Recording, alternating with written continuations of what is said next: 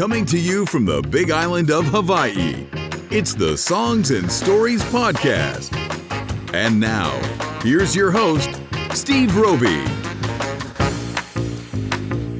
Aloha, everybody. I'm Steve Roby. Welcome to a bonus episode of the Songs and Stories Podcast. Our guest today is Trever Veilleux, who is the musical director for the UH Hilo Jazz Orchestra's annual Frank Zappa tribute concerts. Trever is also a respected musician, songwriter, and the founder of Professor T and the East Side Shredders. Welcome to the show, Trever. Thanks for having me, Steve.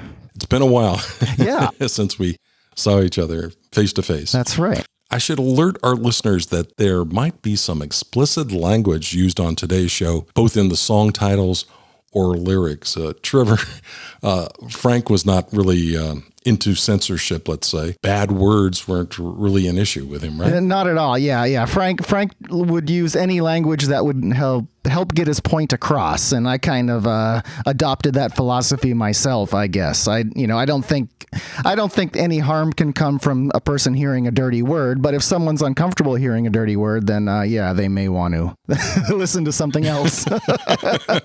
So this wouldn't be a radio show that you would hear on local FM stations, but yeah, that was kind of an issue with Frank. Is like, and he called it himself, not commercially potential material that was played. Some of it got played, but some of the other songs didn't get played. That's right. In his liner notes of the early albums, he would sometimes put proudly, no commercial potential. So, well, we'll get into your Zappa material later, but could you give our listeners a brief overview of how you first became interested in music and how you came to call the Big Island home? Okay. Yeah, those are two different subjects. So we'll start with music. I grew up in a family that was not musical. Like, no one in my immediate family played an instrument. Nobody really sang.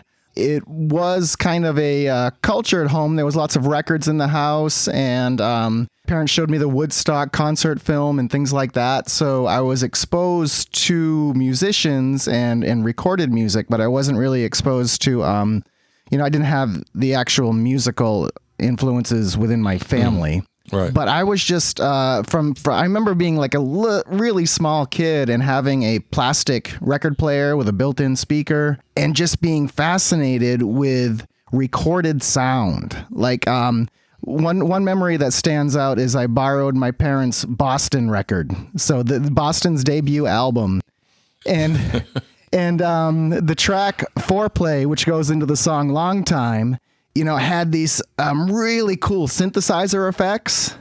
Yeah. And that just blew my mind. I have this vivid memory of thinking like, wow, someone created these strange sounds and it's art and sold it. And it was incredible for me. So I've always been fascinated with music, the creative aspects, ever since I was a little kid. And calling the Big Island home, how did you get here from?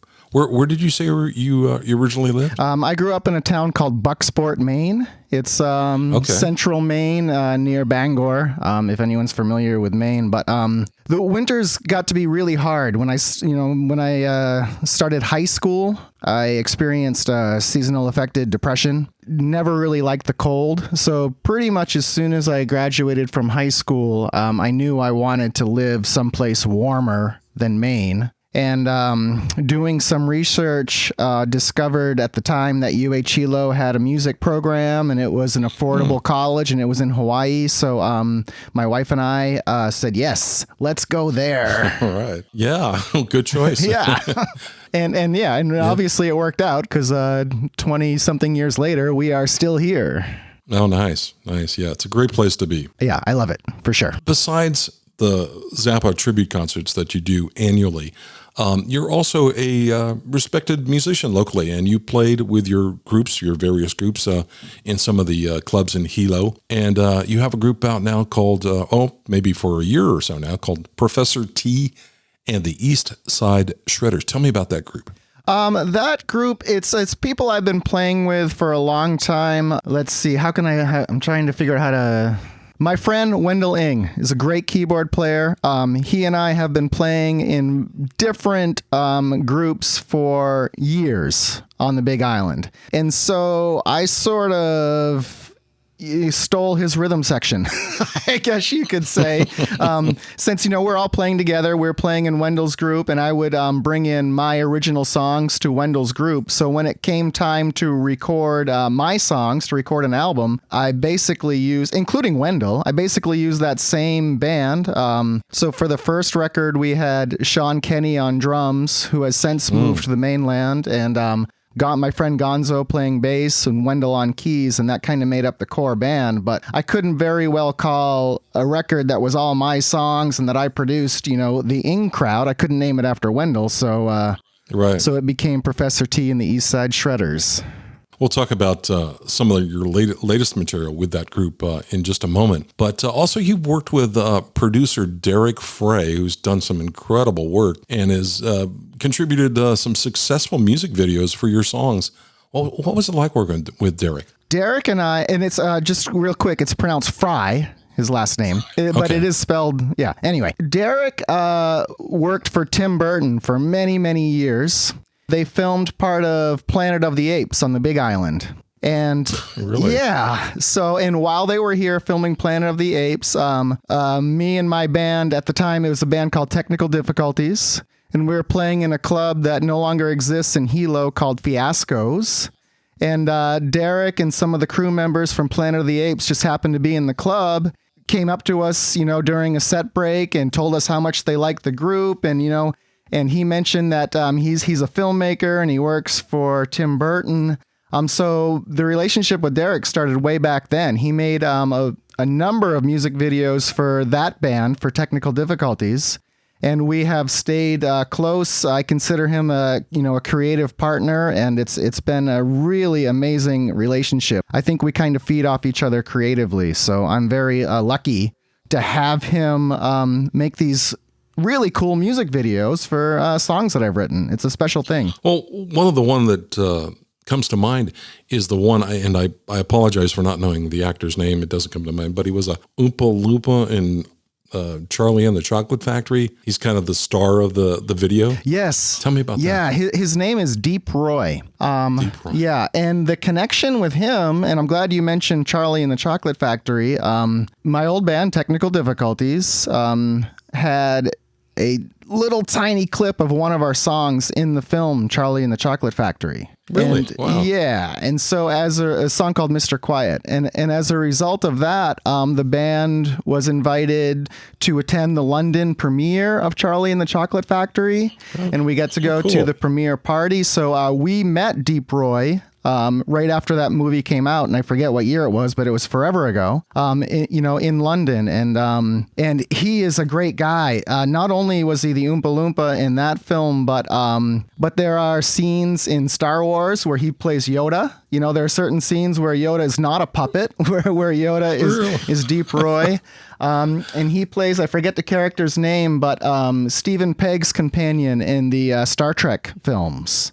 So yeah, and incredibly nice guy, and what an honor to have him star in a music video. The song is called God Came Round, and Deep Roy, agreed to star in that music video, and it's an honor, of course. How cool is that? It's incredible. Cool. Well, tell me about another one of your projects that you started this summer called the cassette tapes. About a year ago, I purchased a secondhand 4-track cassette recorder from Devin Rogers Guitars. 4-track cassette is where myself and a lot of people of my generation, began the experience of recording music. And so it has been really fun getting back into it. And one thing I discovered is, of course, the technology, cassette is a very limited technology. It doesn't have the fidelity that digital has.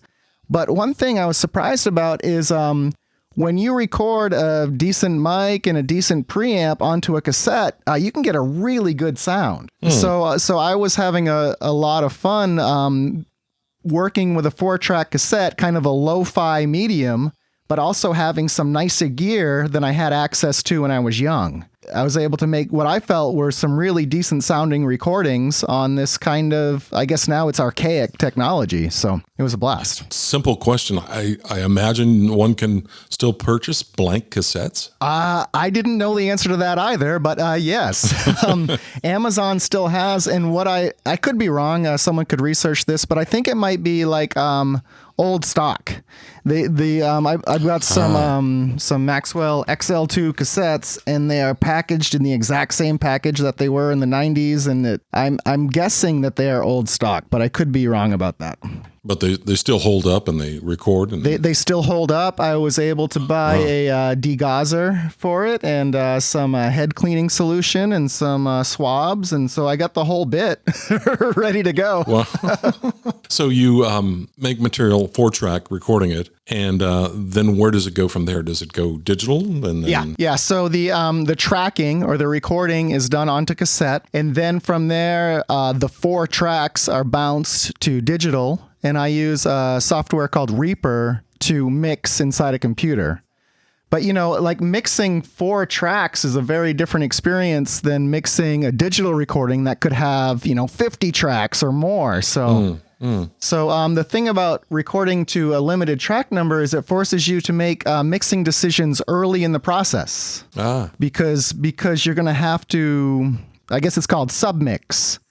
So if you want more than 4 instruments on your recording, you're going to have to put multiple instruments on one track and do mixing as you go. So it's a very different process, and it's fun. It forces you to think about things in a different way. I mean, that's kind of how the Beatles got started originally. They just had 4-track studios in London, right? They just, that's what they had to work. The drums go over there, the guitar goes there, the bass goes there, and the vocals in the middle, maybe, something like that. It's an incredible, and I think it's a lost art, trying to figure out how to put these complicated arrangements down to 4 tracks. Sgt. Pepper's was recorded on a 4-track machine, and that just blows my mind that they were able to do that. Yeah, incredible.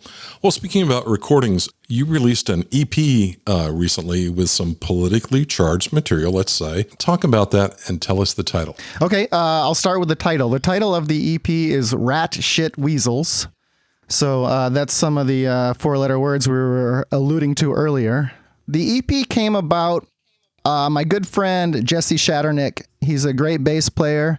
He was the bass player in my first band, Technical Difficulties, and he since moved to the mainland. He happened to be back on the island visiting, and I wanted the opportunity to be able to make some music with Jesse. I called up my friend Zach Varr, the great drummer, and the 3 of us got together in another friend's house, Rob Abe, who some people know as the technical director of the UH Performing Arts Center. So he has kind of a home studio set up at his place. So the 3 of us got together at his place, and we hadn't rehearsed, we hadn't jammed. Just Jesse happened to be on the island, and it was a really great free experience because I would play a riff for Jesse and Zach, and they'd kind of work out their parts, and we just kind of made a record just by playing and just experimenting. And so when it was done, I had maybe 20 hours of material recorded, and I didn't know what to do with it because it was all this stuff. But eventually, I just set it aside for a couple months, and then when I went back to it, I could listen back and say, okay, this is a song. This 4 minutes right here is a song, and so this record or this EP was made kind of after it was recorded. The actual having it coalesce as a record happened during the editing process. Well, let's talk about the title track, which we're going to play in a second here. Rat Shit Weasels. What's it about? And there's also a video for it too, isn't there? There is a video, yeah. Music videos, if you want to check them out, you can find them on my Facebook page. You can search for Professor T in the Eastside Shredders on Facebook.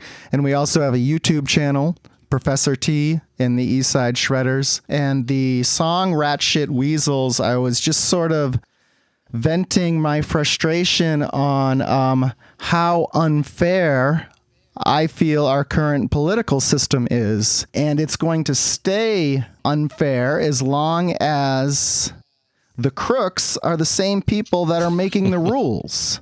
So the line in the chorus is those rat shit weasels make the rules. Ah, okay. And there's references in the song about, televangelists or TV preachers that are making millions of dollars. And of course, it's tax free because they make the rules.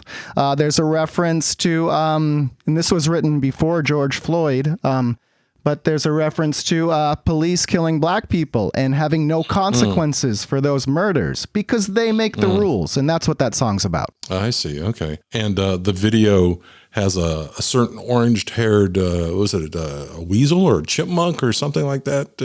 That's a weasel Trump in that video. The funny thing about this podcast is we're recording it in early October, and I'm going to air the show in mid-December when you would normally put on your annual Frank Zappa tribute concerts. So we, at the time of this recording, don't know what the outcome will be.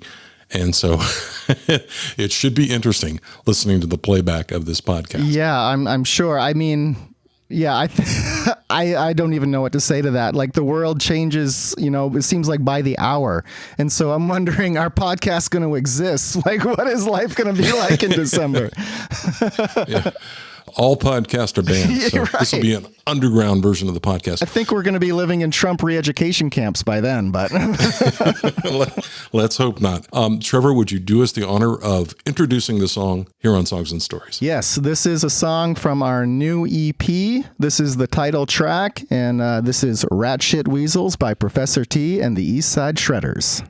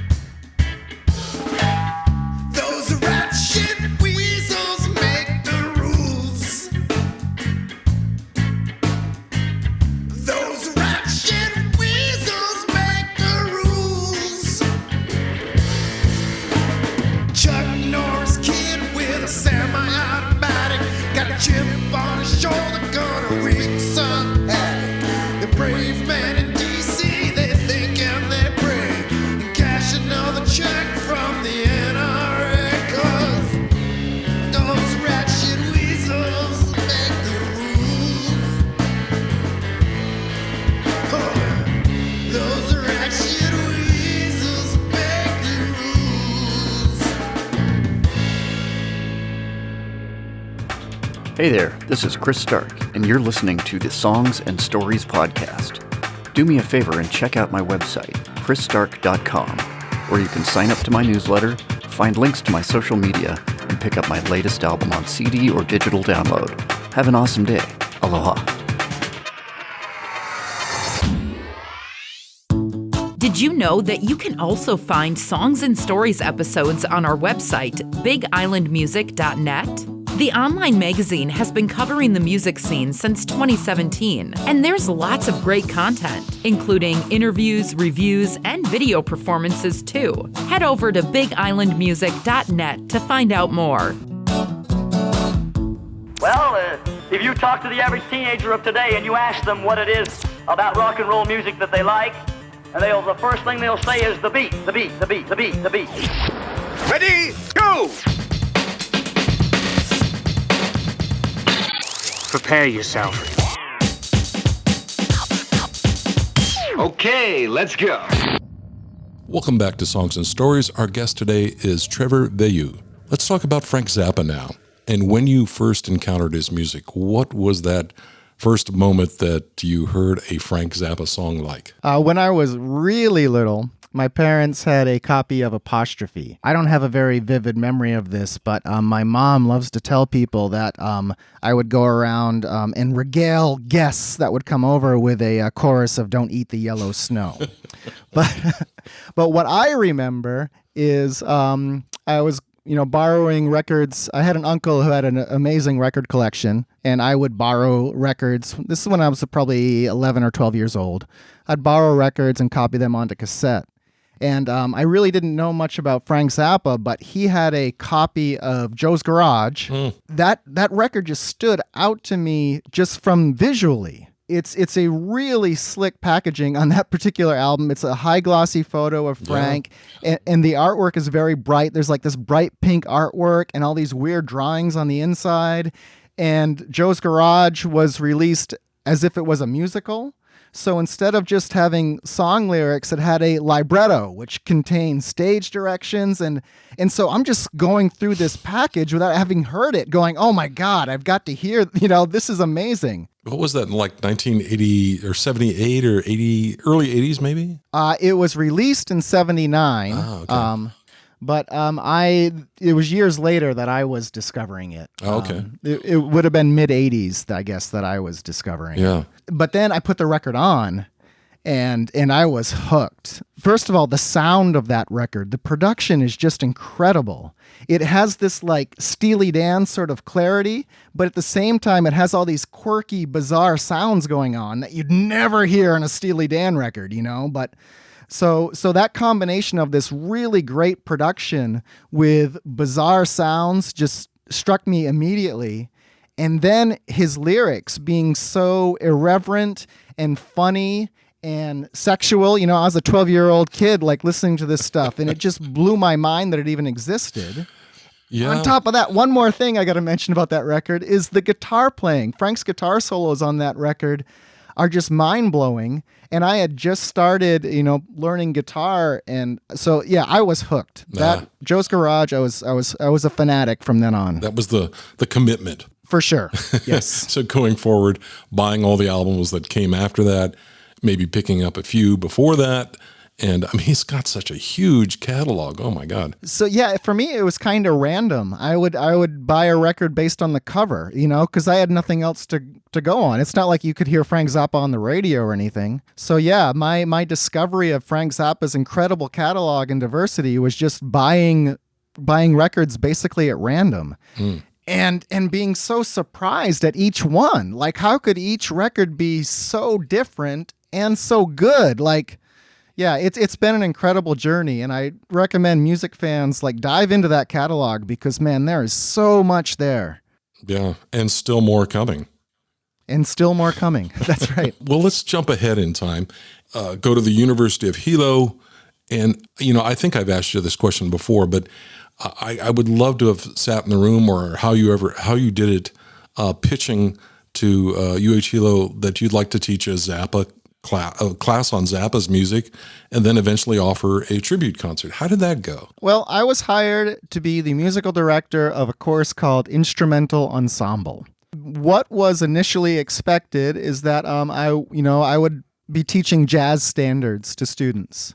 And so the first year that I did that job, that's exactly what we did. We put on a couple shows playing jazz, some of my favorite jazz, Miles Davis and Herbie Hancock, and a lot of 60s, 70s kind of jazz music.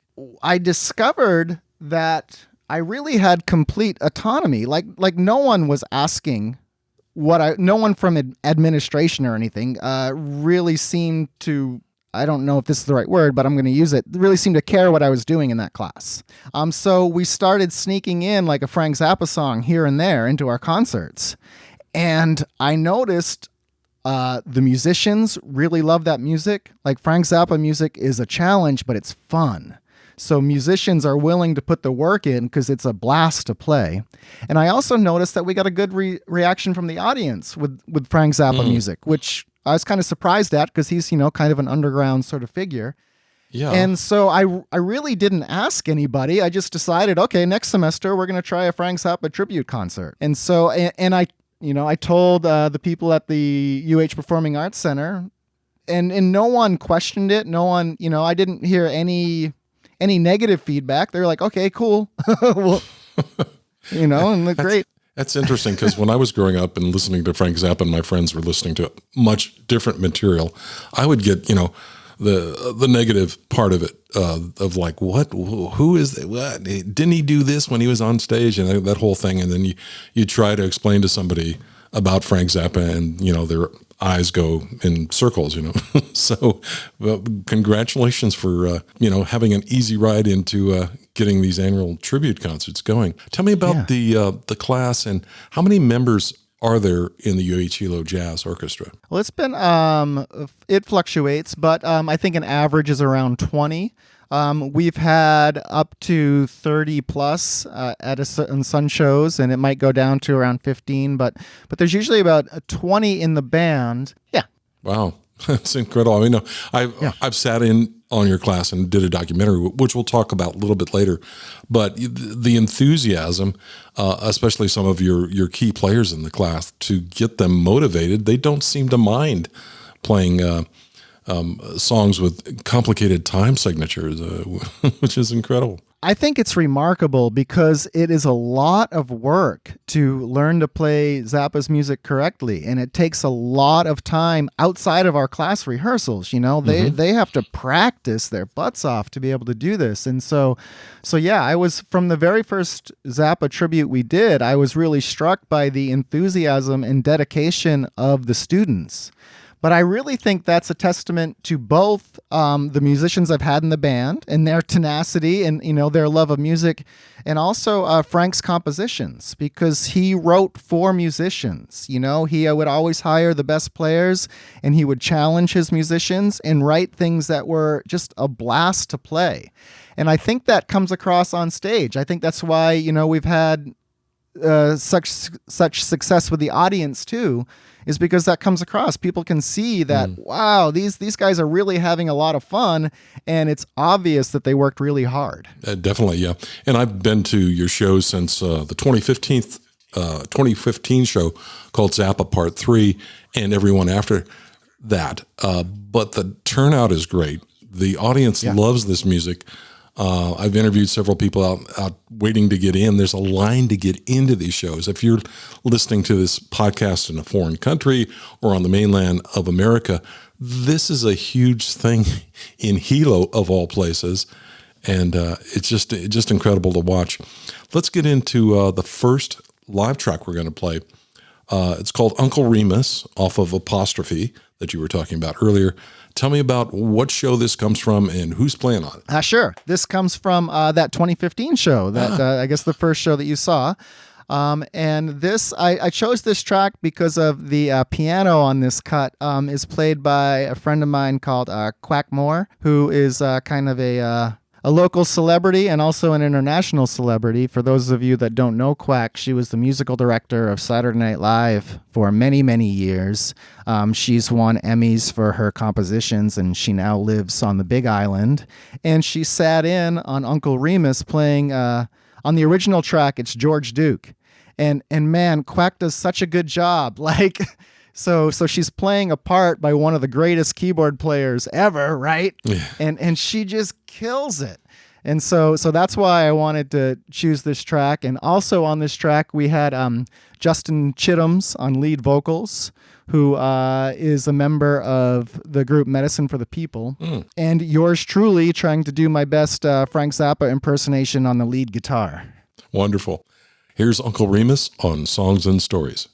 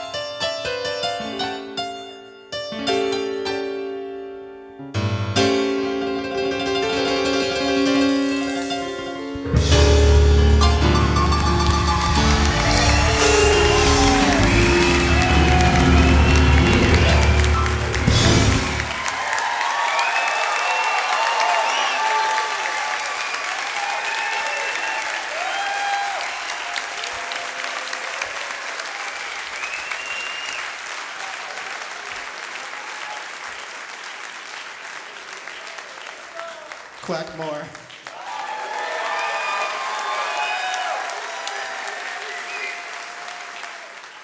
Songs and Stories introduces the podcast listener voicemail. If you have a show suggestion or guest you'd like to see interviewed, give us a call now at 318-500-3582 and leave us a message. Be sure to tell us where you're calling from. If we like what we hear, we might air it on a future episode. Thanks for listening. And now, back to the show. Check this out. Dirty words don't exist. This is a fantasy that is manufactured by religious fanatics and government organizations to keep people stupid. Zappa has often seemed to be a force of cultural darkness. Bearded and gross and filthy, a lone, brutal reminder of music's potential for invoking chaos and destruction. I had the pleasure of making a documentary film about your class. I think I sat in 2016, I sat in on like 12 classes. So I really got a feel for what it was like, what you teach, and got a chance to interview a lot of the students that performed that year in that show. And I invite our listeners to go check out Zappa You. That's the name of the film, the documentary, on YouTube. It's free. You can watch it. And also scroll down to read the comments from people around the world that have seen the show that appreciate so much what you do to keep Frank's music alive. And there are several guest appearances in the documentary of people that knew Frank closely. And they are like sax player Lou Marini, the photographer who shot the cover for Frank's first album, Freak Out. And what a great opportunity and experience for your students to experience this, to have somebody that worked with Frank come in. Yeah. And for myself, like I was starstruck and honored to have Blue Lou, Yeah. In our rehearsal room working with our students. I really got to give a shout out to the UH Hilo theater manager, Lee Dombrowski. She was instrumental in getting that masterclass with Lou Marini, making that happen. And how good was he with the students? Oh, he's perfect. You were there. What an amazing player, but such a humble guy and a really great communicator, and obviously someone who has so much passion for the saxophone and for music. Like, oh my God, I have goosebumps right now just thinking about it. He was great. I mean, just coaching the whole class, but especially the horn section, because he's a sax player. But, he really, it was like, I believe it was just a few weeks before the actual concert, and he was pumping up everybody to give their best. Yeah, for sure. That was an incredible experience. That was definitely, a peak experience for me. And also we mentioned earlier, Quack, she worked with Frank when Frank appeared on Saturday Night Live too. So she got to tell some stories, about Frank, mostly about how much Frank earned the respect of the musicians in the Saturday Night Live band. She said, when Frank was on stage, like he had their complete attention, and that was fun. And I think around that time, a documentary film came out called Eat That Question. And the students I went to see the film too in Hilo at the Palace Theater. And a lot of the students attended, which was, heartwarming to see that they were that devoted to learn just a little bit more about Zappa. Yeah, that was really cool. I was there at that screening with the students too, and that was a pretty special thing. That film itself is really well done. The premise doesn't necessarily sound super interesting. Like you said, it's called Eat That Question, and it's basically just interview clips of Frank through the years. But for one thing, Frank is such an intelligent and compelling speaker. Like, when you hear Frank answer a question, he never pauses. He never goes, I guess. He's just so sharp.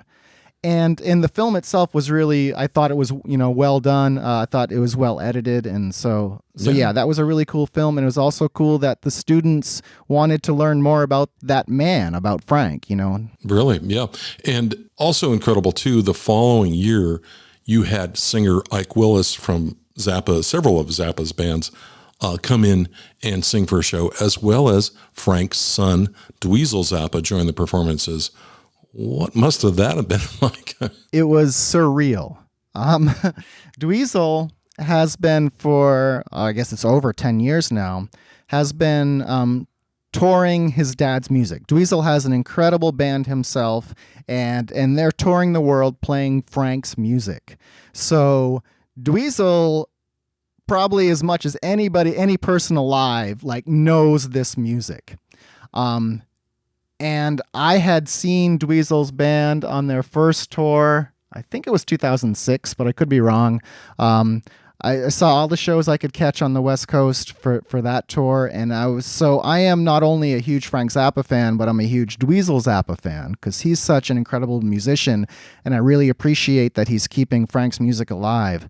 So to have him come out and play with us, it's hard to find the words to express, like, it was just a surreal experience. It was beautiful. He is an amazing person. I'll tell you a story about Dweezil. He was here on the Big Island, working on the show with us, doing rehearsals with us. And I told him that I also teach high school. I teach at a charter school in Pahoa called Haas. This is when he's not obligated to work, right? So in his free time, while he's here on the Big Island, he volunteered to come out and do a little clinic with my high school band, on his own time. And you've been to Pahoa, right? Yeah. So Dweezil got the full Puna experience. And he was just so great with these kids, with the high school kids who had no idea who he was. It was different than the college kids who were excited, and, Dweezil was a star to them. But these high school kids had no idea who he was. And that was super fun, just seeing him be down to earth and not be a celebrity and talk to them about music in general. Because they didn't care about Frank Zappa music, but they were all musicians, and he was just incredible. It was such an honor. It's hard to find the words. Yeah, to be so generous with his time. Yes. Here we are, just a little dot in the Pacific Ocean, to go out and share his knowledge with local people. That's great. The pandemic hit hard this year. Shows were canceled. I think you and members of the UH Hilo Jazz Orchestra wanted to go to an annual Frank Zappa festival in Germany called Zappanal. Travel plans were canceled, as we all know, but you made a virtual appearance at the Zappanal Festival. Tell our listeners about that. Yeah, I'd love to. And I want to thank you, Steve, because you were instrumental in helping this virtual appearance happen. What we did is we made a film of our 2015 concert with Dweezil and Ike. So you were one of the videographers that filmed the show, along with Lynn Richardson and my wife Heidi. And we had a really good audio recording from the engineer at UH, Rob Abe. And so when the festival was canceled and we realized we wouldn't be going to Germany, the people from the festival decided that they would do an online version of the festival during those same dates. Mm-hmm. So they were live streaming, videos. So we were able to put together a film of the entire concert, of the Saturday night concert with Dweezil and with Ike Willis, and be a part of the festival in that way. How cool is that? Yeah. It is very cool. And I would also like to point out that film is still available to watch. So if you go onto YouTube and search for Hilo Jazz Orchestra with Dweezil Zappa, you'll find that film. It was super fun putting the film together, and it was great reliving that concert. And we got really good feedback from the people at Zappanal. They really appreciated it. So thank you, Steve. Thanks for your part. My pleasure, my honor. I'm glad I was there to capture it. I know you talked about earlier about some of the ways for people to find your music, and I'll put some links in the show description below this podcast. But can you go over again, how can people find your music and learn more about the UH Hilo Jazz Orchestra? Sure. So for my personal music, probably one of the best places is the band's Facebook page, and the band is Professor T and the Eastside Shredders. You can also find us on Bandcamp. Bandcamp is a website where we released the Rat Shit Weasels EP. So if you go to bandcamp.com, you can search for Professor T and the Eastside Shredders. And the videos we've been mentioning, are also on a YouTube channel where you can search Professor T and the East Side Shredders. To see some of the UH Hilo Zappa stuff, that's kind of spread out. The Hilo Jazz Orchestra does have a YouTube channel, so you could kind of start there. So does Big Island Music Magazine. So thank you, Steve. So you can find a lot of clips on your channel, and you can also find clips on the Zappa Nal. That's Zappa N-A-L-E, Zappa Nal Festival, and that's where you can find that concert with Dweezil. All right, I'll put some links again in the show description because you mentioned a lot there, so we'll get people on the right track to find this music. Yeah, man, I got to consolidate that. I'm really bad at the marketing. I just want to make music. It's a whole nother job. Yeah. Well, let's close out the show with Outside Now, which has some lyrics that some listeners might find offensive, but it's a great performance with singer Ike Willis joining in. I'm not going to spoil it. I'll let you talk about the track, Trevor. Tell me about this. Sure. Outside Now is a track from the Joe's Garage album. Joe's Garage, Ike Willis was the lead singer on the Joe's Garage album. He voiced the character of Joe. To have Ike Willis come out to Hilo and perform this song with our band was an incredible thing, and it was really a dream come true. I don't know if I've got a short story, Steve. Should I cut it short, or do you want to hear this story? Go ahead. It's your show. Okay. Oh, awesome. I got to give a shout out to a Zappa fan and a Hilo Jazz Orchestra fan. His name is Aaron Johnson. He lives on Oahu, and he's a big Frank Zappa fan. And, this guy got on a plane to come hear our UH Hilo band play Zappa music. And he also was in contact with Ike Willis. And so this fan was instrumental in getting Ike Willis to come to Hilo and play with us. So I just thought that was a really remarkable thing to have, just some person reach out and it's like, hey, I might be able to help get Ike Willis to perform with you. And so that was really special, and that was really cool. And the other thing about this track is it has Dweezil Zappa playing lead guitar. And this is such a beautiful piece of music. It's a ballad. It does contain some dirty words, but it's a really beautiful piece of music. It has a beautiful melody sung by Ike, and on the original recording, it has this gorgeous guitar playing by Frank. And Dweezil does such a good job of channeling his dad, and live on stage in Hilo. Anyway, I think this is a really special track, and so I'm excited to have people hear this. Yeah, and there's a video that goes along with it too. When I was shooting it too, I loved seeing, I think there were 3 singers from the UH Hilo Jazz Orchestra joining Ike for background vocals, and he would just inspire them with his hands and his emotion to have them sing strong. Ike has a huge voice. Ike probably didn't need a microphone. like the speakers were rattling, and so I think the students in the jazz band really had to step up their game, or they weren't going to be heard. Yeah, you can see it on their faces too. Yeah. Oh, Trevor, thanks for being a guest on Songs and Stories. I really appreciate what you've done to keep Frank Zappa's music alive, and here on the Big Island of Hawaii, inspiring young people to continue to play his music. I hope you return next year for another great Zappa tribute concert. Again, Trevor, really, thank you for all you do. Oh, man, thank you, Steve. And I want to say that right back to you. You have been such an asset to the music scene here on the Big Island with the Big Island Music Magazine and with these podcasts. And your support has been really incredible over the years. So thanks to you. And this has been great. This is super fun. So I hope we can do this again sometime. Let's do it in person. Cool. Okay, here's Outside Now by the UH Hilo Jazz Orchestra, which features, correct me if I'm wrong, it's got Dweezil Zappa on guitar and Ike Willis on vocals. All right, here we go. Oh, yeah.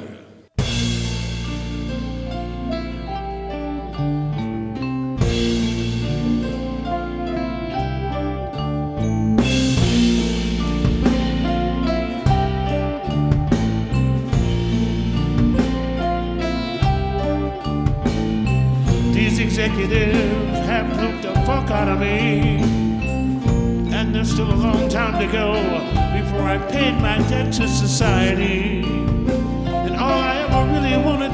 play the guitar and bend the string like I've got it. I'll be sullen and withdrawn. I'll dwindle off into the twilight realm of my own secret thoughts. I lay on my back until dawn in a semi-catatonic state and dream of guitar notes that would irritate an executive kind of guy.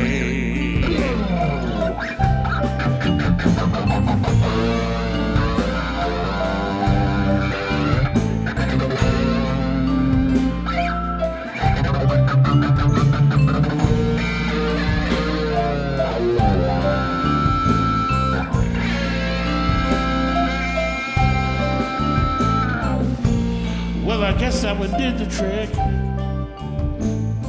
If they only could have heard it, half a dozen of them would have strangled while they were sucking on each other's dick. But that was only a bunch of imaginary notes I played. Just a little extra something to keep me going from day to day. But that's okay. I'll be getting out of here pretty soon. Then I won't have to live in this ugly fucking room. And we sing, I can't wait to see what it's like on the outside now. And I can't wait to see what it's like on the outside now. See what it's like on the outside now. And I can't wait to see what it's like on the outside now. Outside now. Outside now, yeah. Outside now. Outside now.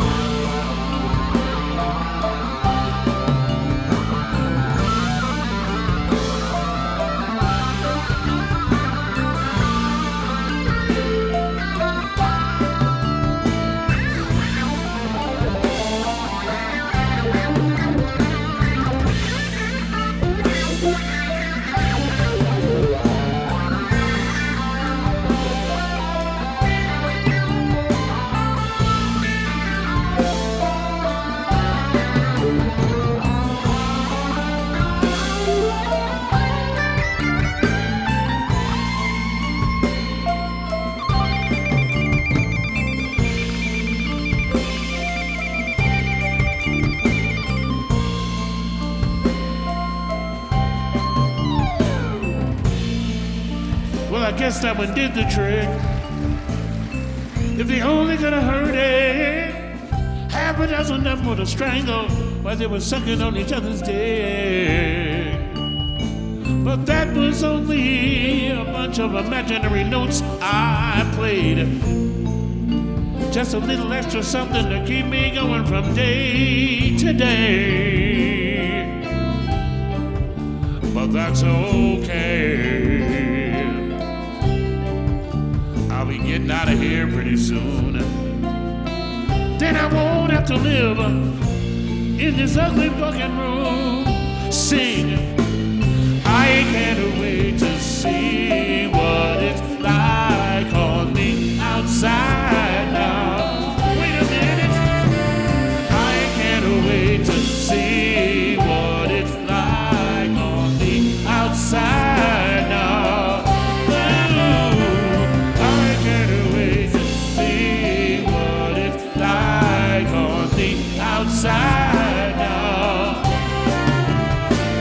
I can't wait to see what it's like on the outside now. Outside now. Outside now.